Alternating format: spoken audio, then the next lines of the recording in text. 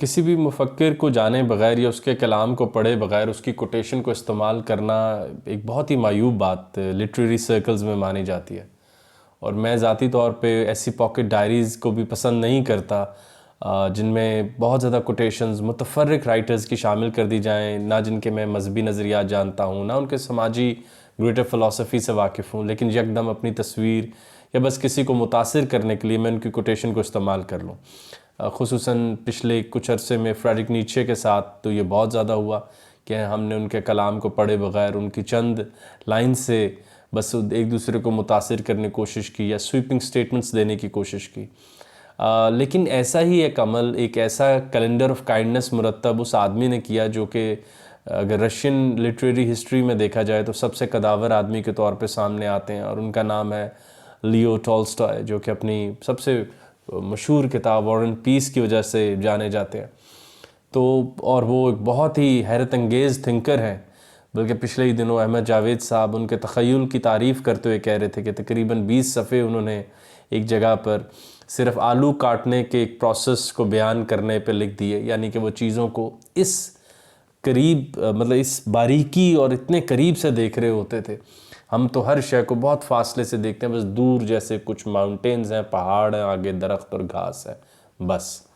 तो ये लोग जैसे उनके इतने पास जाके दरख्त के खड़े होकर देखते हैं कि उसके ऊपर कितने घोंसले हैं, उसकी तना कैसा है, उसके पत्तों का रंग आधों का कैसा है, आधों का कैसा है, और पत्तों के ऊपर बारिश के कितने कतरे रुके हुए हैं, ये करीब से नज़र आता है। और दूर से बस एक दरख्त नज़र आता है, जो कि हमने किताबों में, बल्कि सबसे पहली जमात में जो किताब दी जाती है उसमें टी के बदले आगे एक ट्री बनाया होता है उन्होंने। तो हमारा ट्री अल्हम्दुलिल्लाह वहीं पे पॉज हो गया था, अब सारे ट्रीज़ हमारे उतने ही हैं। खैर, लियो टॉल्स्टॉय ने एक कैलेंडर ऑफ काइंडनेस मुरतब किया जिसमें उन्होंने दुनिया के मशहूर मुफक्किरीन, फ़लसफ़ी, शोरा, थिंकर्स और इवन पैगंबरों के अच्छे अक़वाल शामिल किए, और उन्होंने ये बात सामने रखी कि इस कायनात में सबसे अहम काम ये है कि हम अच्छे हो जाएं। मेरे उस्ताद मुर्शद अहमद जावेद साहब का वो बड़ा कॉल कि भाई तुम अमीर नहीं हो कोई बात नहीं, तुम ज़हीन नहीं हो कोई बात नहीं, तुम बहुत कुछ नहीं पढ़ सके कोई बात नहीं, हजूर आप अच्छे क्यों ना बन सके। तो वो जो अच्छे बनने की इफादियत है वो टॉल्स्टॉय ने सामने रखने की कोशिश की, और उन्होंने तमाम बड़े बड़े मुफक्किरीन के जो तारीख़ में आ चुके थे उनके अक़वाल रोज़ की बुनियाद पर एक सामने रखा कि कोई भी उसको पढ़े और उनसे मुतासिर हो और अपने अंदर अखलाकी बुलंदी लाने की कोशिश करे। हमारी ज़िंदगी का सबसे बड़ा मकसद ये है कि हम अपने अंदर हायर मॉरल पोटेंशियल ला सकें। तो कुछ बड़े नाम जो उन्होंने शामिल किए उसमें बुद्धा का नाम है, शोपेनहायर का, कांट का, गोएटे का, मुस्लिम तहज़ीब में सादी का, और सबसे बढ़ के रसूल करीम आक़ाए दो जहाँ मोहम्मद मुस्तफ़ा सल्लल्लाहु अलैहि वसल्लम के भी उन्होंने 4 अक़वाल उसमें शामिल किए।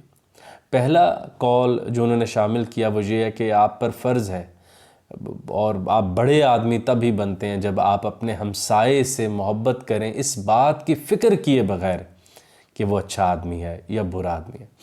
तो हमसाये की मोहब्बत आप पर फ़र्ज़ कर दी। और आप लोग जो मुस्लिम तहज़ीब से सुन रहे होंगे वो वाकिफ़ हैं इस बात से कि एक ज़माने में तो ऐसे डर था कि जायदाद में हिस्से ना हमसायों के निकल आए। तो आप इस बात को सामने रख के अब ज़रा सोचिए हमसायों के नाम वो किस मुश्किलात से गुज़र रही है, उनकी कोई परेशानी और बीमारी क्या आपके इल्म में है। और कितने लोग अपने हमसायों को ये पूछ के सोते हैं कि भाई आपने पेट पूजा कर ली, खाना खा लिया, मेरे घर आज ज़ायद था। बिल्कुल वो बहुत मशहूर बात है ना कि अब हमने ऐसे दीवारें खड़ी कर रखी हैं जैसे किसी ज़माने में बादशाह दुश्मनों से बचने के लिए बड़ी बड़ी दीवारें खड़ी करते थे, तो हमारी दीवारें इस तरह खड़ी हैं हमसायों से। इसके अलावा जो दूसरा उन्होंने कॉल शामिल किया वो जानवरों पर रहम के मुतल्लिक है कि जानवरों पर रहम करो, और जब ये तुम्हारी खिदमत के लिए हैं, और उसके बाद इनको आराम करने दो, इनको बरवक्त खाना दो, और इनके ऊपर तशद्दुद मत करो। अब देखें ये उस दौर में बात की जा रही है जिसमें औरतों क्या ग़ुलामों के हकूक़ अभी तय नहीं हो पा रहे। आप जानते हैं यूनान, जिसकी मैं कम अज़ कम तारीफ़ करते नहीं थकता, वहाँ स्लेवरी कॉमन थी और उसको तो वोट डालने का हक भी नहीं था। और बहुत आगे आके बड़े बड़े मुफक्किरीन जो हमें बहुत पसंद है तो औरतों को के ऊपर बहुत मनफी राय रखते थे।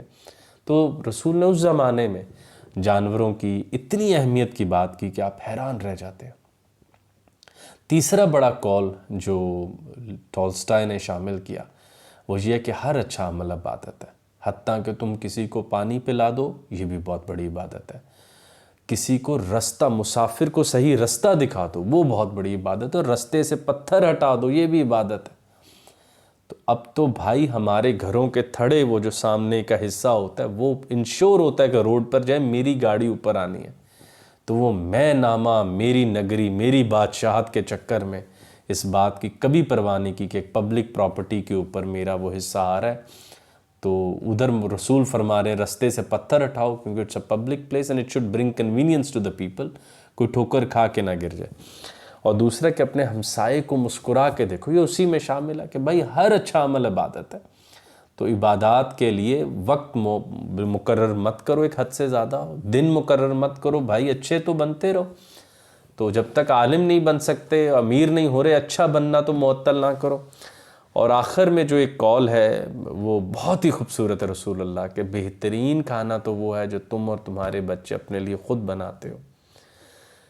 ये इस दौर का जिसमें हम एक वर्चुअल लाइफ के आदी हो चुके हैं, उस दौर के लिए ये एक पनेशिया के तौर पे साबित हो सकता है, एक दवाई के तौर पे साबित हो सकता है, एक दवा के तौर पे साबित हो सकता है। जिस दौर में हम सब के सब एक वर्चुअल सेल्फ के तौर पे ज़िंदा हैं कि मेरा वर्चुअल सेल्फ आज किसको अपनी तस्वीर दिखाए, किसका लाइक ले, किसको कमेंट करे, उसमें ये दावत है रसूल अल्लाह की तरफ से बेहतरीन खाना वो जो हाथों से बनेगा और अब तुम सब मिल के अपने घर में बना लो, वो बेहतरीन खाना है। तो हमने वो बात तभी पिछले दिनों की भी थी, जो वॉल्टायर ने भी एक ऐसी बात की ना, let's cultivate your own garden. भाई दुनिया जहाँ मर्जी जा रही हो, मुश्किलात आ रही हों, कैटास्ट्रफीज़ गुजर रहे हों, मुश्किल औकात हों, तो कम से कम अपने बाग और को, चमन को, अपने फूलों को, उनकी तो गोडी करते रहो, उनको तो पानी देते रहो और अपने आप को तो मसरूफ़ रखो। तो ये बहुत ही अहम बात है।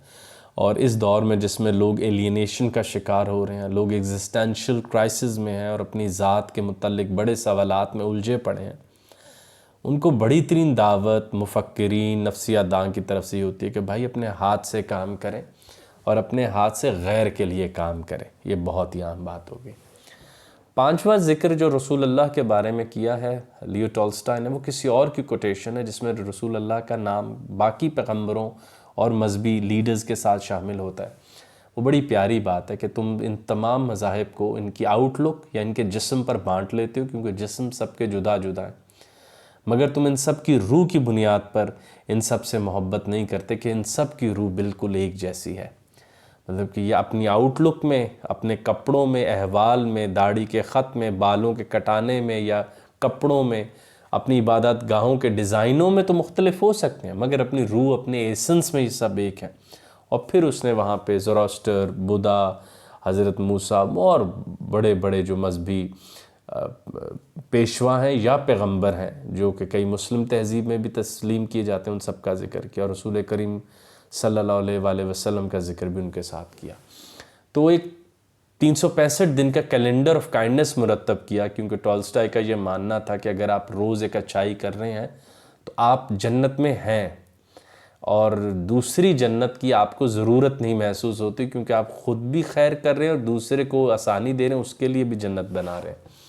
तो अब ज़ाती जन्नत से निकल के दूसरे एक ऐसी जन्नत को बुन रहे हैं जिसमें दूसरे भी जी रहे हैं। तो कितना बड़ा अमल होगा ये वाला। और मुहक्किकीन, बड़े फ़लसफ़ी ये बात जानते हैं, और ख़ुसूसन वो लोग जो आइडलिस्ट हो जाते हैं, फ़लसफ़ियों की तरह ज़िंदगी बता रहे होते हैं, वो बहुत ज़्यादा अखलाक को आखिर में उन्होंने अहमियत दी कि साइंसी फैक्ट बहुत आम है, रियाजी को जानना बहुत आम है, मगर सबसे ज़्यादा ज़रूरी है अच्छे होना और उन शख्सियात या उन नज़रियात को ढूंढ लेना जो हमें माइल कर लें कि अच्छे हो जाओ। हम सब जानते हैं अच्छाई क्या और अच्छा होना कितना ज़रूरी है, मगर दिल उस तरफ नहीं मानता।